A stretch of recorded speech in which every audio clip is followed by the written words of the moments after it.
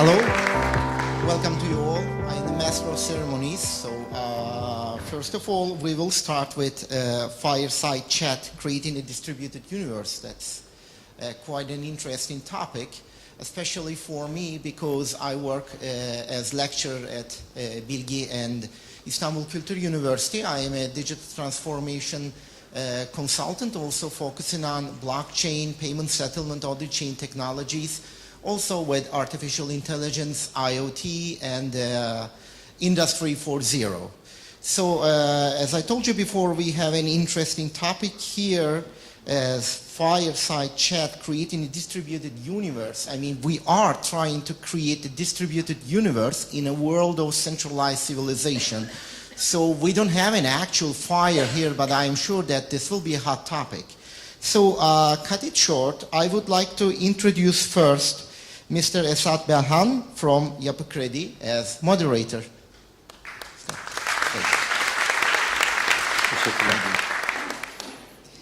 And Dave Remyu from Beehive.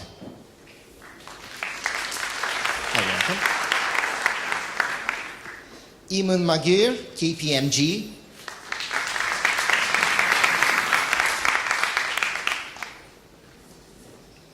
And Soren Fogg, Iprotus Crypto Valley Association. All right, then. Thank you. Welcome everybody. Welcome Dave, Eamon, and Soren. I would like to first introduce myself. I'm Esat Belhan from Yapı Kredi, and I've been a former software developer, entrepreneur, product manager, and now working as head of mobile in Yapı Kredi Bank. And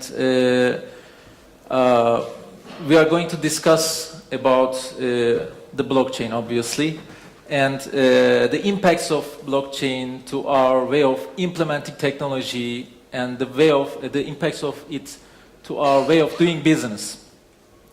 And actually, the most the definition, the explanation, the most excites me about the blockchain is when you define it like the new internet. Somehow they call that the blockchain is the new internet. So internet brought a lot of things to our lives. We cannot list all the things what brought to our lives internet, the benefits of it, but actually we can summarize it like internet brought us the speed of accessing data, and it democratized the knowledge. So blockchain promises somehow more.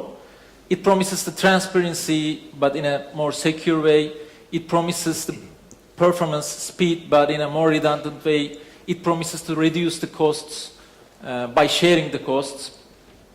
So today, in this session, we are going to find out the answers in your mind, the questions in your mind, the answers to the questions in your mind, and I hope we will find the most of your answers to the so-called disruptive technology or philosophy behind it. And at the end, maybe we will find out the answer of the most popular question: should we still buy Bitcoin? And then we will get rich and we won't care about the blockchain anymore, maybe. So I would like to start with the first question to all, of course, but starting with Dave. So, Dave, why does blockchain matter to today's life? Well, blockchain is, it's an interesting buzzword these days. Let's be honest about that one. But in terms of technology, it facilitates, or it promises to facilitate transactions that are currently very cumbersome, that currently require a lot of intermediaries, and where you can do those more efficiently. So in terms of the financial industry, we have high expectations for blockchain to reduce the back office processing costs. There are estimates going around. I mean, some quote a figure of $20 billion that can be saved just by using blockchain technology. I'm not going to argue about the figure, but the expectation and the potential looks very interesting. So, Eamon.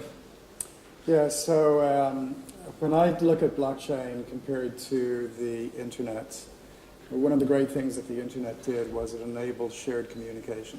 Someone can go to a portal, put in some information, and the other party on the other side of the portal would be able to communicate with you and see exactly what you have said. But the internet left on the table independent and separate processes between two parties for understanding the data and for applying a logic to the data. So analysis remained independent. The interpretation and understanding of data remained independent as opposed to being shared. And one of the things that to me is most remarkable about blockchain is that it now creates a shared experience in terms of analyzing and processing information as well as understanding what that information is. So you may have heard people talk about one source of truth.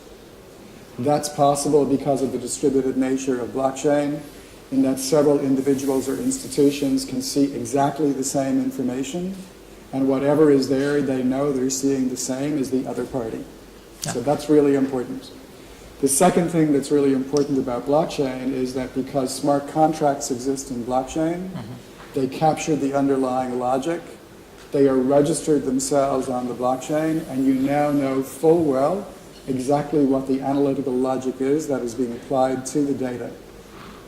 And that makes for a remarkable difference in the experience of individuals or of institutions, because now it means that not only is there a shared communication through the internet, but there's shared processing, and there's a shared sense of the truth. And those kinds of things, as simple as they might sound, are remarkably important, as Dave has mentioned, from a processing point of view, from a cost point of view. But one of the things that it's going to do for individuals and institutions is to make life much more convenient, with massive impacts upon the middle and back office in terms of processing. But from a personal experience point of view, the most impactful part of the experience will be on convenience. But for the most part, it will be largely invisible, except for the convenience experience and the cost experience. Those will be the most impact. Less blue screens, you mean? Pardon? Less blue screens. Less blue screens, yeah. Okay, so why does it matter to us? Sorry. Well, I think the question you asked us, why should we matter, or why should we look at blockchain technologies today? Yeah. And my answer to that would be very short, because of what it can do tomorrow. If you look at the internet, we've just been discussing it here, that originally democratized access to information. Information flows freely. We have the same situation with blockchain technology, basically democratizing value. I'm deliberately not saying money, but value, representation of value in terms of tokens. And this is a real game changer. And in this technology, there is some of the old obstacles we just talked about also here, with the price of transaction that is eliminated. The middleman is gone. I can make a transaction with somebody else. I can send you 0.150 equity in my company for a beer after this session here. Would you? I would, yeah. I could send that to you, yes, and you would actually receive that 0.151% equity without going through notaries and other banking services that would be way more expensive than that equity is worth. And that means suddenly you have a game-changing situation where you can address large crowds.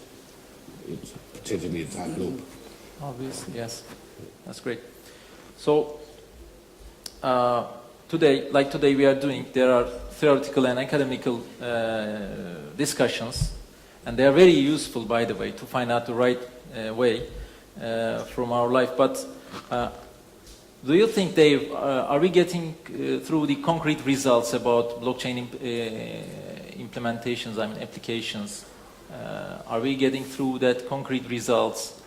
Of course, there are some applications, but the real results. Maybe you can compare it with the convenient way, conventional way, or should it stay as it is? Or we should change it, replace it with the blockchain technology to get more and more benefit over that? Yeah, in terms of the evolution, I would still say that we are very much into the learning phase about what blockchain technology can actually mean for us. There has been a lot of experimentation in financial services, but also in other industries, to look at what is the added value of blockchain. To what extent can it mean really something different compared to what you have today? And well, there have been some figures, and some say that like less than 8% of the actual blockchain experiments are still active today. When I look at the blockchain or DLT projects that we have running within our region and within Beehive, our fintech ecosystem in Belgium, we see a number of interesting use cases that look very promising and that have gone beyond the proof of concept. For example, we're currently very much into pilot testing a KYC utility that the banks could use to reduce their back office costs for the whole KYC processing. So if you have a business customer that wants to become a client with a bank, he has to present his credentials, and these credentials have to be checked in today's world every time and again with each bank where he wants to set up a bank account with. By using DLT, you can then set up a KYC utility whereby the banks exchange that information and exchange the updates, so that from the customer perspective, you get a much more efficient process, because you can simply update your details on one portal, and then immediately you can decide who to share that information with, which are the banks you want to send that information. But also, if there is an update, it gets sent out instantly. Whereas in today's world, it would take days, weeks, or sometimes banks would not even be aware about the updates. So that looks very promising and looks interesting to produce more concrete results. But disclaimer here, we're pilot testing, it's not production yet. So it is still a learning phase. Also, when you look at, for example, supply chain management, I can refer to projects that are running at the Port of Antwerp, where they have found ways to dramatically reduce the paperwork and the time spent between, let's say, getting a container shipped and then getting it delivered to the end customer, and then cutting back the intermediate steps all the way. So there are some interesting use cases that look very promising, but we're still in the learning phase in terms of what blockchain can mean. For now, it's a lot focused on efficiency gains, but I would say the golden nugget would be, how can we produce new business models, new businesses that have not existed before? And I think there should be the ultimate value. Yeah, Eamon, maybe the efficiency is the keyword to decide if you are going to replace the infrastructure with the blockchain, or the way of doing business with the blockchain or not. So do you think there are concrete results in the global applications that are worth to replace with the blockchain? So I think that when I look at blockchain and the evolution of blockchain, I think the phase that we are in is in production construction. And there are a few examples of production systems that have been implemented. But for the most part, the confidence that we have in results about the construction of these production systems is more based upon the business case as opposed to a confirmation of a business case. And the reason why we don't have hard facts on the benefits from blockchain is because we're in that moment where construction is underway. We will only know the proof of the pudding when the production systems are actually implemented.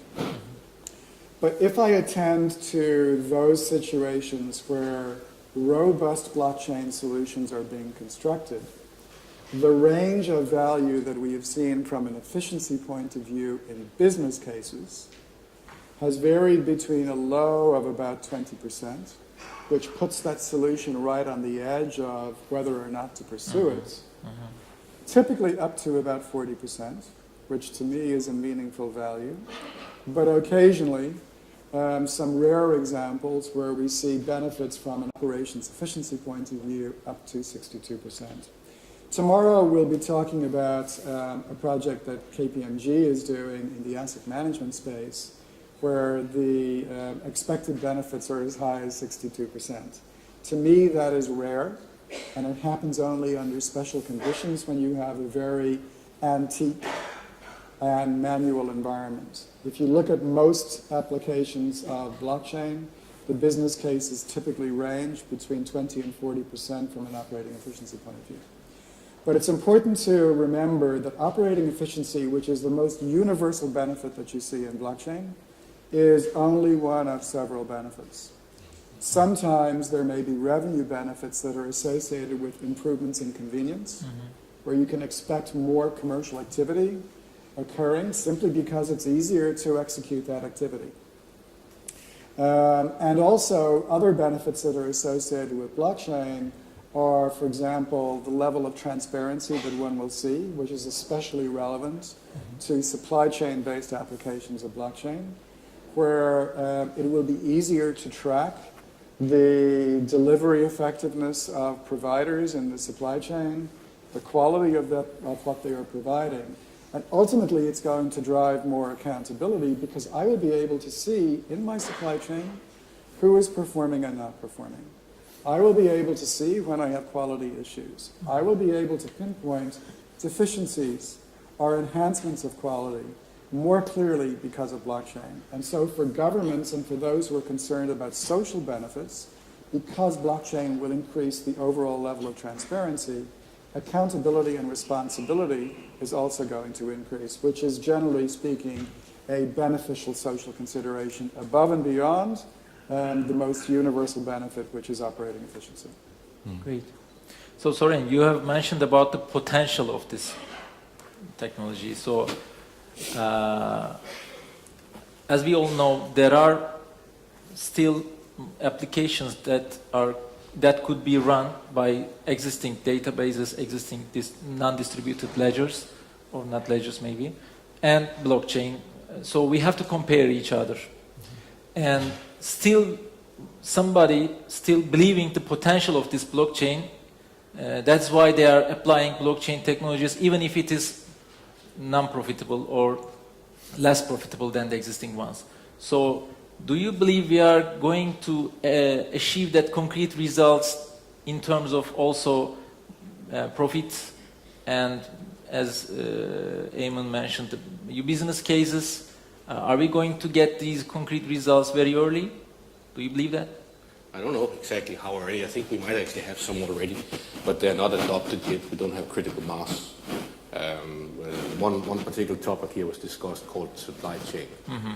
That's also been on my heart from very early on. I'm working closely with a company in the US you may have heard of that's called Sweetbridge.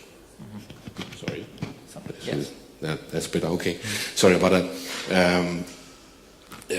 Where it's not about just optimizing the paper flow or the information flow through the supply chain or provenance of correct handling. It's also about actually using the technology for what I believe it's meant for, and that's tokenization, decentralization. In the supply chain, there's a lot of assets.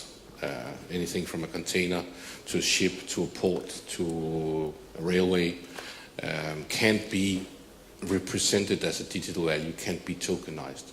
So you have an opportunity to free up the working capital in the supply chain by tokenizing it, making people lend against their own assets, which suddenly means that people, particularly in the third world where the supply chain is pretty much dominated by the West, suddenly have an opportunity to be financially included, can create the insurance, the collateral behind their own operation, and can offer and take jobs in the supply chain where they are monopolized a bit by the West.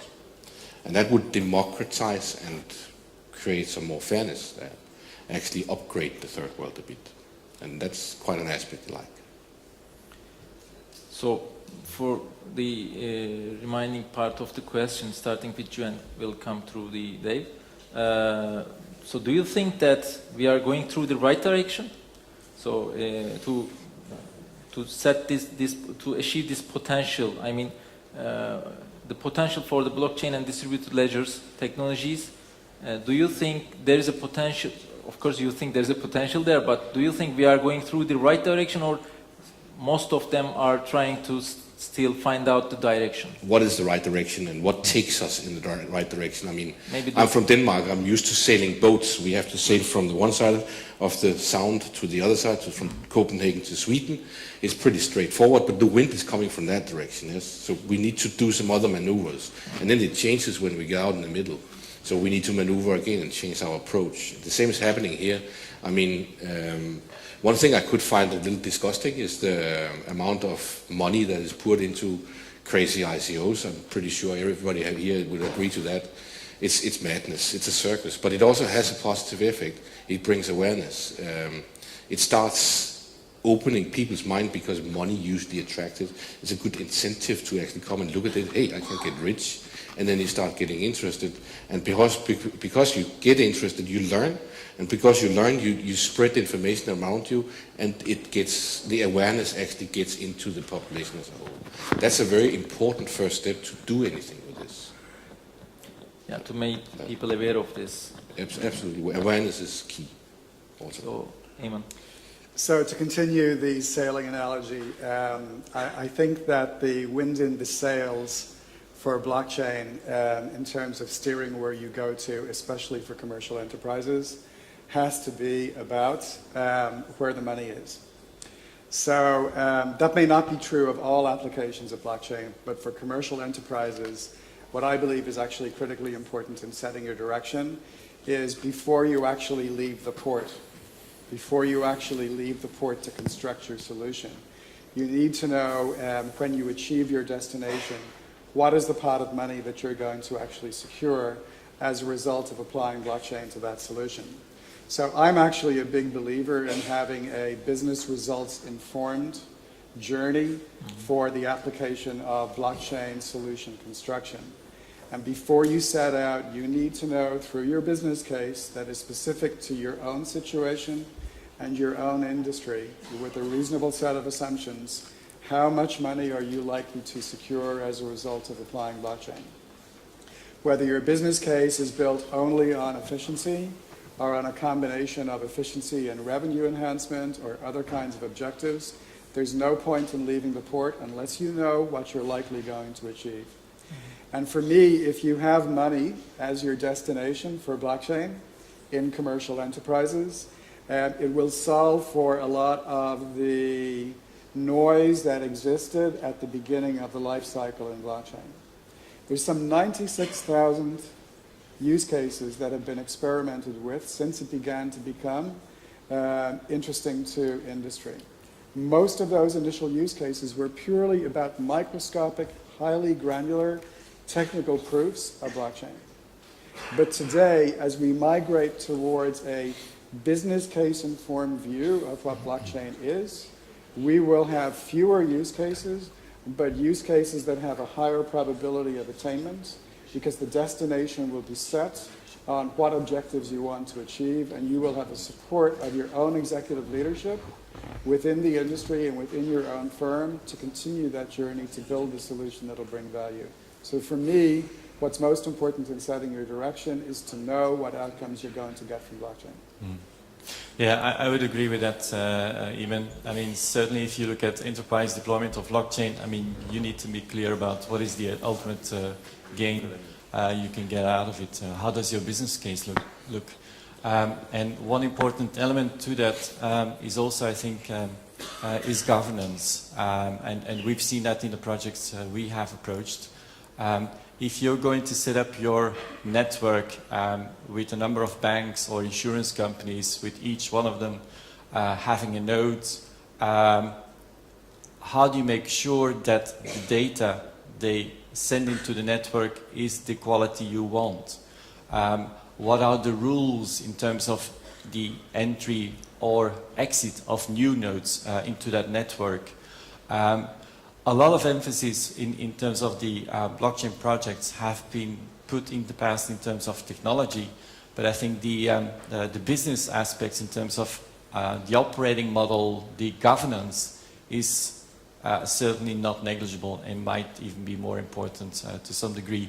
I mean, we will be able to solve the technical challenges that we face. I mean, I'm optimistic about that one, but the real value of blockchain projects is where you will be able to align the different stakeholders, and typically those tend to be massive IT projects.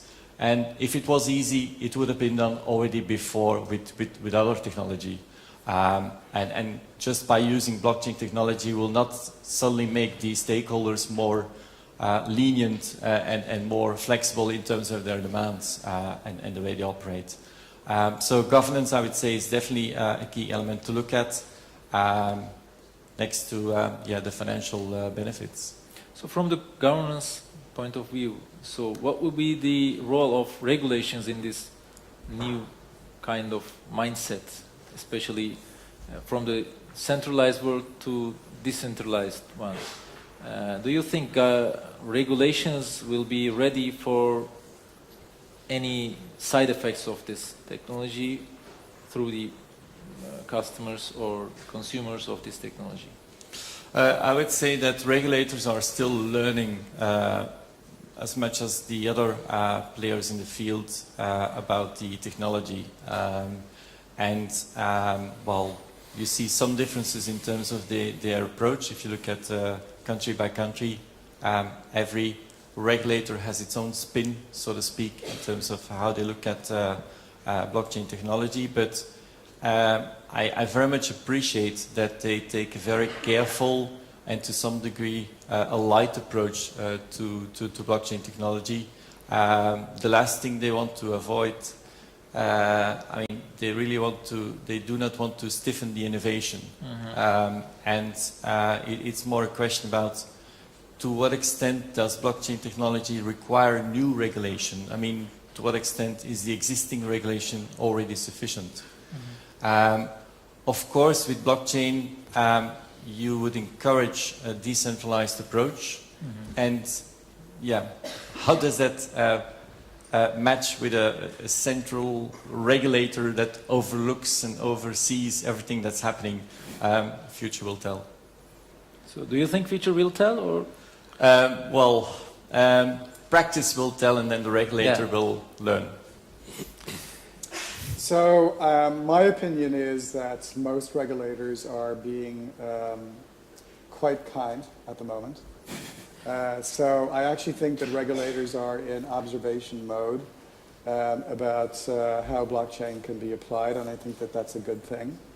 There are some examples where regulation is being applied in branches of blockchain, like in ICOs or in cryptocurrency. So China, as you know, for the most part, has barred ICOs. The United States has said that ICOs are subject to the rules of the Securities Exchange Commission. But when you look at core blockchain, I'm of the belief that every good blockchain solution will responsibly observe the pre-existing regulations that apply to that use case. Okay? So even in applications of privacy-related regulation, I believe actually that blockchain will be able to absorb those requirements in privacy with respect to regulation, and that the primary obligation of the solution developers in blockchain is to observe the pre-existing regulations that apply by reflecting them in the business requirements, either of the platform operating system or alternatively into the smart contracts that are being constructed to provide workflow functionality. There are certain applications of blockchain to certain specific areas, like, for example, in the healthcare space. If there were a massive database of information about individuals' health and their pre-existing conditions, that information could be exploited by health insurers to refuse health insurance to individuals who have pre-existing conditions. But the correction to that problem will not originate with blockchain. It will originate with the specific laws that apply to how people use that information about individuals. So I don't really think that blockchain itself, core blockchain, requires additional regulation. Core blockchain needs to observe pre-existing regulation, and if that is observed in the construction of solutions, there will be no necessity whatsoever for additional regulation in blockchain. Yeah, I'm in agreement with both of you guys. Let me see if this works. It's probably better here. So I'd like to dive into something else that I've noticed working with regulators also. When you look at this technology and what is actually happening with smart contracts, for example, smart contracts are not contracts in a legal sense. Most people don't know that. It's not legal language, signatures and small print. It's an actual piece of code. It's software, if then else. And what actually does regulation on something like that mean? And in order to do that, you need geeks. You need people who understand this, how this works. And to try and convince a regulator today that in order to regulate in the future, they might actually have to regulate what programmers are allowed to program into a smart contract or not, is a difficult task. When I ask a regulator today in Switzerland and other places how many geeks they actually have in their organization, they look at me a little and they say 0. So now we're sitting in a university here, and that means basically that I'd like to pitch my idea around one of the disciplines that are needed from a science perspective in the future, and that is people who understand legal, who understands economy, because smart contracts is basically encapsulating a whole economy into a piece of code, and people who understands technology in one mind. This is necessary to really grasp this. We are not there yet. I think, Søren, that's you touched on a very good point, and I think also if blockchain doesn't happen in isolation, there are other technologies that are Absolutely. going on in parallel. For example, if you would combine blockchain and smart contracts with machine learning, I mean, how do you oversee an algorithm that automatically executes and then readapts based on the different circumstances? Yeah, I usually say that the blockchain might actually become the plumbing of the AI, network of AIs and how to keep them in check, so they don't go nuts and what do you say, what is called Cyberdyne goes self-aware, whatever it was called with Terminator movies, which is actually not that far out in the future or potential. It is scary, actually. And blockchain could perhaps also be plumbing underneath that, but exactly how, I don't know. I mean, then it's the matrix taking over. It is, yeah. Yeah. So one last question. We have mentioned that the blockchain is the new internet. So maybe it's an early question, but so then what will be the mobile of the blockchain? Because the mobile is something over the internet. It changed the way we use internet. It changed the performance. It changed the speed we use. It changed our lives. So what will be the next asset over the blockchain to act as a mobile of it? That's a beautiful example, actually. I spent some time in Uganda. A friend of mine is from there. He invited me down there. I had an opportunity to talk to the government there and other major stakeholders and help them understand what it is. I learned also that about 2% of the population actually have a bank account. They are financially included. It's the wealthiest in the capital, in Kampala. The rest of the population don't. They sell goats for ducks, or it's a different world out there. But they all have this, at least one, and they're all internet connected. So there is a very, very large opportunity for what a lot of people today say, banking the unbanked, which I actually think is wrong. I think it's unbanking the bank. That is the case here. But obviously, because the technology is available in developing world, and they don't have financial inclusion, you can leapfrog straight into a new infrastructure, Where back home in Switzerland, they will say, why change what works? And they're right about that. But out there, you can. And that would upgrade their lives. Yeah. So it is a mobile itself, you say? It doesn't matter. It Doesn't matter. runs on the net everywhere. It will be in refrigerators. It will be everywhere. Do you have any additional comments? Yeah, perhaps an intermediate stage. I mean, if you look at the evolution of the internet, I mean, when the internet was, let's say, created, initially it was just a messaging system between academic research centers. And then there was a small startup called Netscape, or one of the very first, or Mozilla, and they created the first internet browser. And that sort of was sort of a tipping point in creating new ways of using the internet. I think if you look at blockchain technology, perhaps an interesting tipping point could be that the technology would no longer be the limited space of geeks, but would become common ground of also real business users. How easy would it be or how nice would it be if you and I would be able to create a smart contract without using actual code, just by using simple gimmicks or visuals or whatever.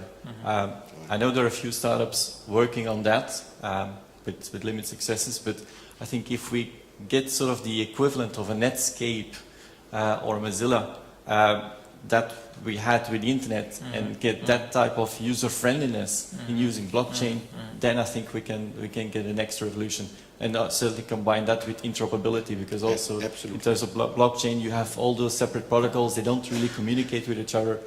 And getting that type of evolution will be the real tipping point. Great comment. You know, I started one of the first internet service providers back in Denmark, back in a very long time ago. And at that time, one of the projects we started was a search engine. So we wanted to make a search engine. And we made one based on some AI, actually. It was the first in the world that based on AI. I can't remember. I think it may have been number 12 or 13 on the market. Nobody used it. But nobody used all the others for that matter. It wasn't before number 25 or whatever when Alta Vista and Yahoo, somebody came up with a funny name, Yahoo, and it took off. I mean, it's other things. And right now we have a situation where actually Bitcoin is the first proof of concept. Second generation is Ethereum, where smart contracts is there. That's a real game changer. There's no real game changer since. We might have 2.5, 2.6, but there's no 3.0. We might need a whole succession of new innovation coming into this space before it really takes off. And we don't know what that is yet.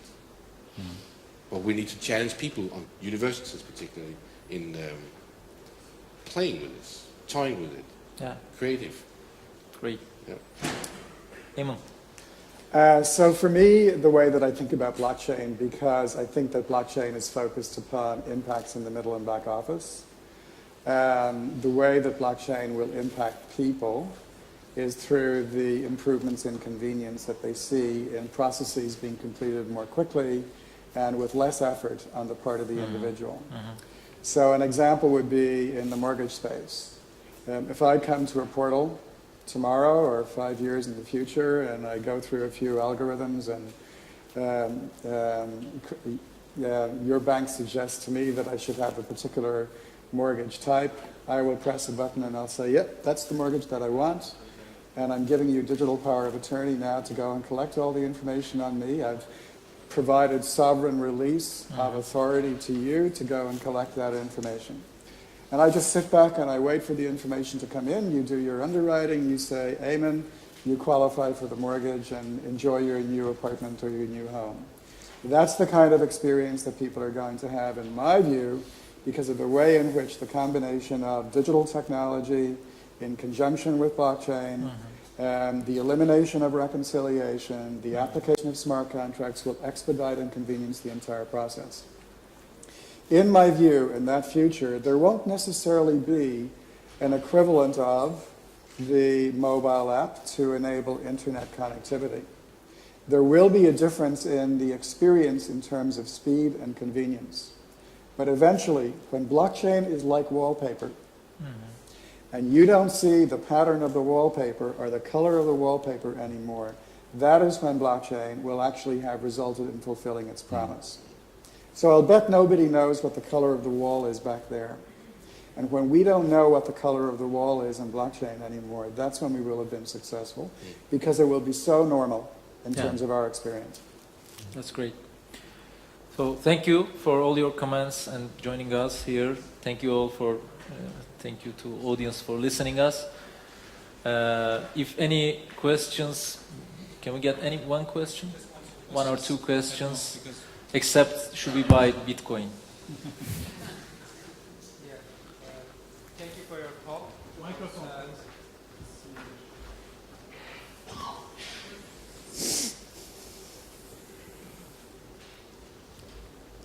Thank you for your talk.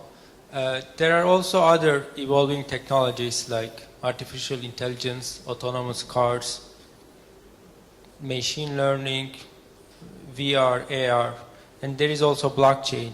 What's your vision that how will blockchain will touch to this new technology? Will blockchain be an isolated technology, or how it will be integrated with these new technologies? Yeah, there are a couple of ways.